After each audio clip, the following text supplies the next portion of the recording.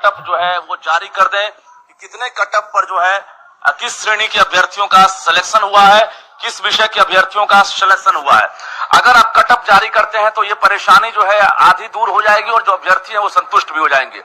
अब तक कटअप की चर्चा नहीं हुई है।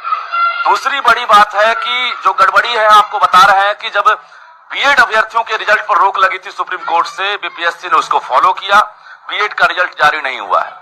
3,80,000 अभ्यर्थी इंतजार करते रह गए और उनको अंतिम समय में परीक्षा के बाद झटका लग गया और वो मायूस हो गए। उसी में से कुछ ऐसे अभ्यर्थी हैं जिनका हमने खुलासा किया है कि 1 to 5 में बीएड होते हुए भी उनका रिजल्ट जारी हो गया। और रिजल्ट अगर जारी हुआ, एक चरण में गलती हुई, दूसरे चरण में डॉक्यूमेंट्स वेरिफिकेशन में भी वो पकड़ में नहीं आई और उनको बतौर ट्रेनिंग में भेज दिया गया। दूसरी बड़ी गड़बड़ी, सामाजिक विज्ञान में बिहार का निवासी होना अनिवार्य था सोशल साइंस में, यानी जिस वक्त एसटीईटी की परीक्षा ली गई थी 2011 और 2019 में, उस वक्त बिहार में डोमिसाइल नीति लागू थी। जब डोमिसाइल नीति लागू थी तो इसमें अनिवार्य था कि बिहार के अभ्यर्थी ही फॉर्म फिलअप करेंगे शिक्षक बहाली के लिए, जिनके पास एस्टेट की डिग्री होगी। लेकिन इसमें सामाजिक विज्ञान में उत्तर प्रदेश के छात्र चितरंजन कुमार ने अप्लाई किया और न सिर्फ इनका रिजल्ट आया बल्कि डॉक्यूमेंट्स वेरिफिकेशन जो अंतिम स्तर से हुआ, इनका चयन हो गया। तीसरी बड़ी गड़बड़ी, जो सबसे बड़ी गड़बड़ी हम मान सकते हैं इसको, कि यह है करिश्मा कुमारी।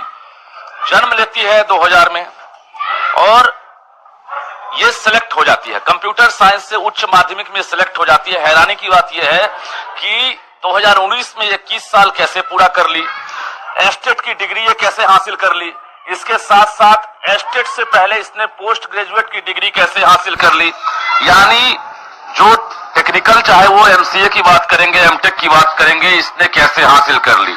ये तमाम सवाल है। अयोग्य अभ्यर्थी जो है उनका चयन कैसे हो गया। अभी जो खबर आ रही है शुभी, करिश्मा कुमारी का मधुबनी में सिलेक्शन भी हो गया है, इसकी जांच आपको कि बीपीएससी ने बीच में वेरिफिकेशन करा दिया।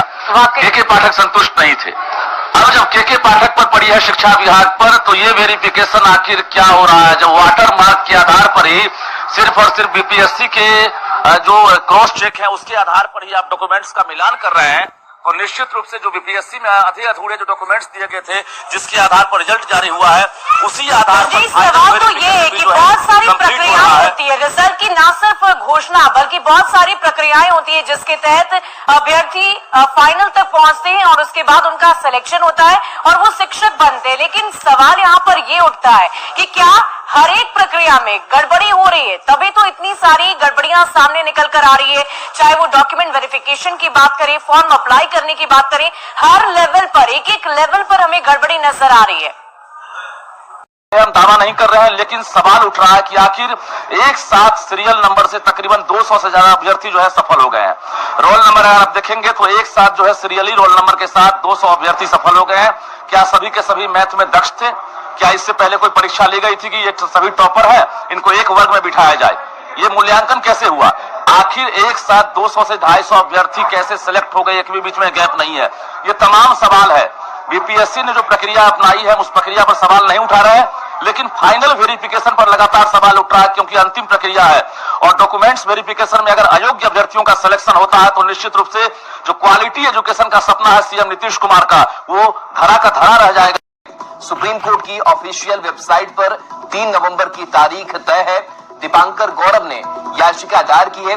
बीपीएससी की ओर से चल रहे 1,70,000 शिक्षकों की बहाली में प्राथमिक कक्षा 1 से 5 तक में डीएलएड अभ्यर्थियों का ही रिजल्ट जारी किया गया है। इससे पहले सुप्रीम कोर्ट ने इस मामले की सुनवाई ये कहते हुए टाल दिया था कि बिहार में शिक्षकों के मामले में आदेश जारी करने वाले जज की बेंच पर ही इस मामले की सुनवाई की जाए।